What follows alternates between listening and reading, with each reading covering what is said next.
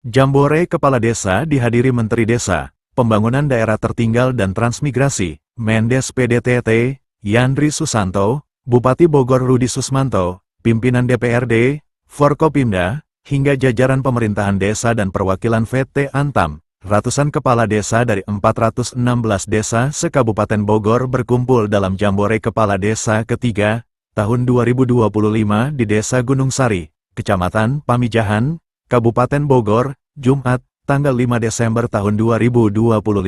Dari Desa Gunung Sari, Kecamatan Pamijahan, Kabupaten Bogor, Jawa Barat, Tony Beno The News melaporkan. Pamuk, izin.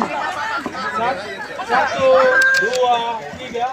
Saya lagi 1, 2, 3. Itu boleh diangkat oleh Bapak Ibu. 1. Sama di Indonesia dan akan jadi Ini sangat bagus, sangat baik. Saya apresiasi setinggi-tingginya karena bupatinya kan sangat perhatian sama desa-desa, ketua DPR juga bagus, kemudian kepala desanya juga guyup di bawah ketua Desa Merah Putih King Ajis. Jadi ini menurut saya bisa saya jadikan model untuk menyatukan visi semangat dalam rangka kita menyelesaikan mengawal program strategis Bapak Presiden Prabowo. Kuncinya di desa. Jadi kalau semua desa seperti Kabupaten Bogor kompak, bagus, semangat. Jadi kita untuk mempercepat Asta Cita ke-6 supaya berhasil itu, aku yakin saya bisa lebih gampang.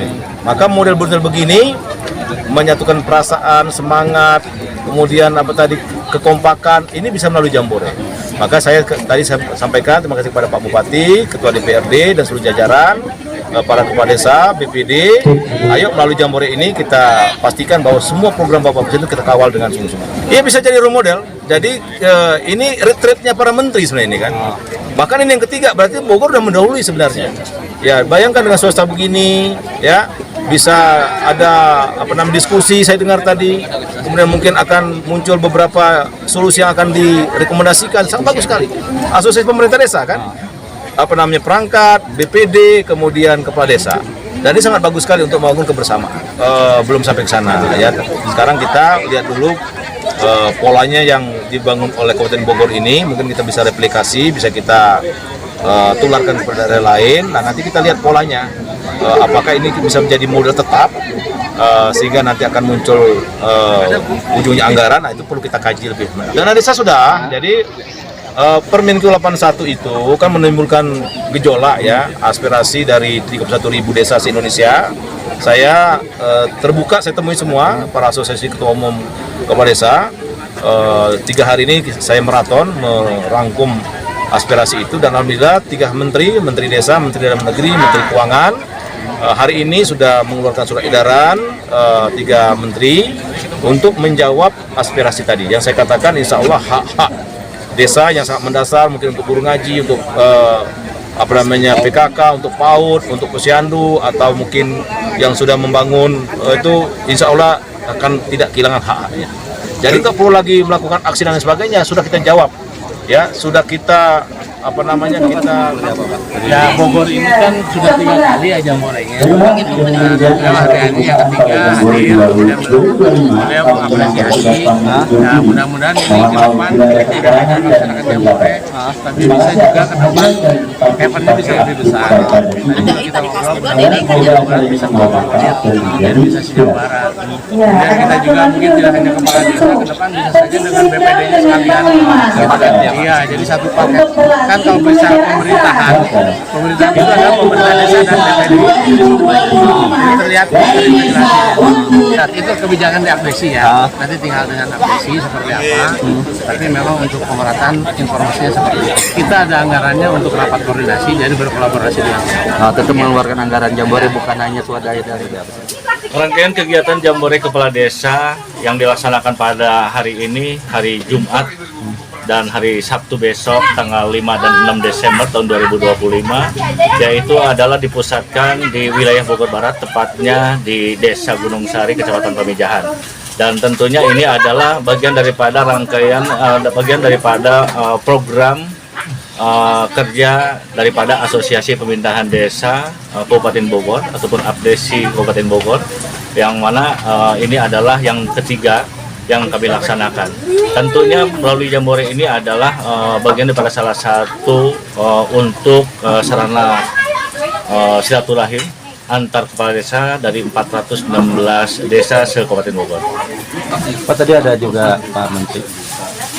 Ya, untuk Jambore yang ketiga yang dilaksanakan tahun ini, kami atas nama pemerintahan desa sangat bersyukur dengan hadirnya Bapak Menteri Desa PDT dan juga Bapak Bupati Bogor, Bapak Kejari, Dandim, dan seluruh Forkopimda termasuk Ketua DPRD Kabupaten Bogor, yang mana ini adalah membuat kami para kepala desa ini lebih bersemangat lagi ya. Ini samping kita juga di akhir tahun merefleksi seluruh rangkaian kegiatan program yang sudah kami laksanakan di tahun 2025. Karena melalui Jambore ini pun juga adalah bagian daripada untuk mengevaluasi program-program yang sudah kami implementasikan di desa di dalam kurun waktu 1 tahun, dan kami juga di sini untuk memperbaiki program-program dan sekaligus untuk mendukung dan mensukseskan program nasional ataupun program strategis nasional yang masuk ke dalam program Asta Citanya Bapak Presiden Prabowo Subianto.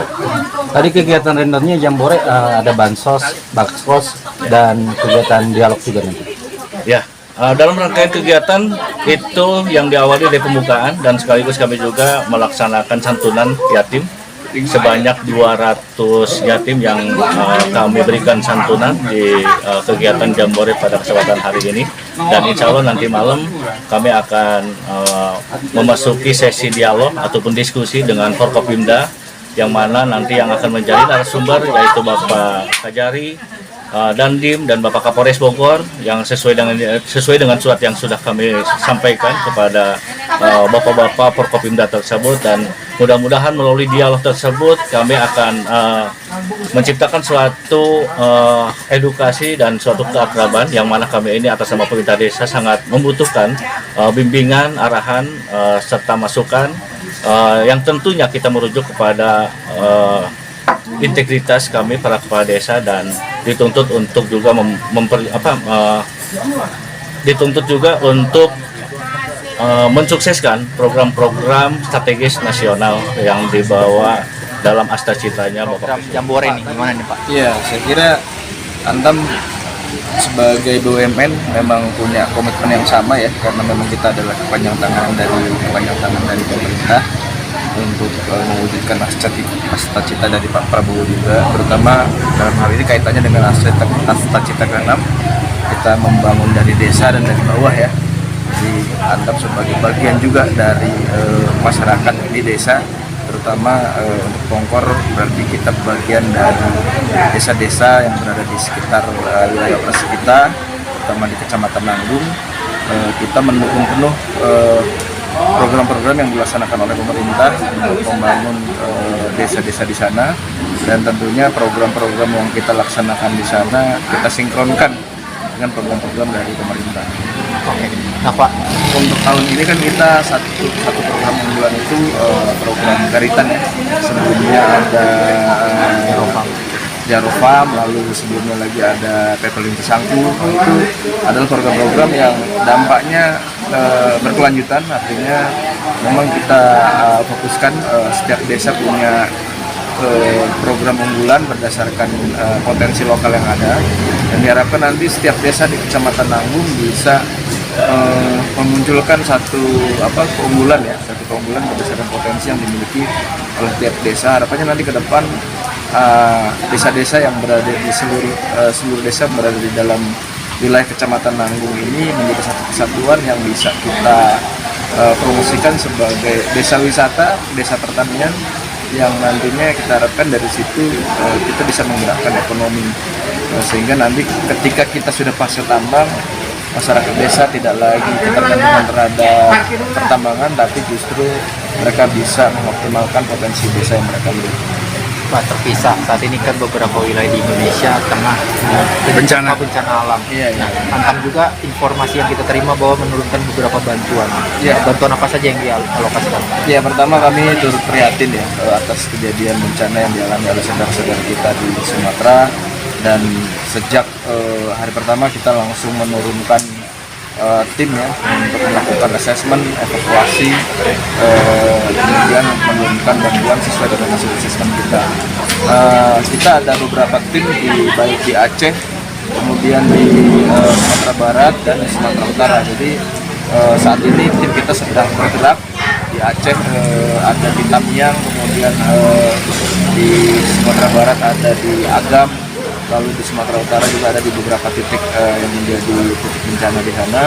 Dan dari Pongkor kita mengirimkan 4 orang personil ya, 4 orang personil terdiri dari 3 tim rescue dan 1 orang dokter medis yang turut menguatkan tim yang kita terjunkan terutama di Agam saat ini. Sudah berapa hari ini Pak Antam sendiri melakukan pengiriman bantuan dan tenaga medis itu Pak? Ya, kalau untuk dari Pongkor ini sudah hari ke-6 Pak. Hari ke-6 kita menurunkan tim dan insya Allah besok kita akan mengirimkan bantuan logistik yang kita koordinasikan juga dengan Kementerian Lingkungan Hidup. Dan kemarin saya juga dari Medan untuk menyerahkan bantuan alat komunikasi Starlink ya, karena di beberapa titik di wilayah bencana memang tidak bisa melakukan komunikasi dengan jaringan seluler yang ada, sehingga mereka meminta Antam untuk membantu alat komunikasi satelit yang berupa unit Starlink, dan kemarin sudah kita serahkan lewat Kementerian Lingkungan Hidup untuk diserahkan di Aceh ya, di Aceh. Dan saat ini juga tim kita yang di Tamiang juga sudah men-setting untuk penggunaan Starlink itu. Akhirnya puskesmas yang tadinya tidak terjangkau bantuan akhirnya bisa melakukan komunikasi dengan Kementerian Kesehatan dari Jakarta dan berhasil mereka mendapatkan bantuan dari Jakarta. Pak, mengingat jalan atau infrastruktur bencana alam itu sudah rusak semua Pak. Ya. Itu teknis pendistribusiannya menggunakan apa Pak? Jadi diawali dengan asesmen tadi, kita turunkan tim untuk membuka akses dulu Pak ya. Macam-macam Pak, ada yang lewat sungai gitu ya, ada yang memang kita tembus lewat darat, dan memang ada beberapa titik yang putus ya terpaksa kita nyambungnya lewat sungai gitu Pak. Ada perahu di sana yang bisa kita gunakan juga. Jadi ada tim yang dari Banda Aceh ke arah Tamiang itu juga lewat darat dan harus nyambung lewat sungai. Seperti itu sih, jadi memang tantangannya cukup berat. Insya Allah teman-teman di sana bisa diberikan kesehatan dan kekuatan untuk terus membantu penanganan.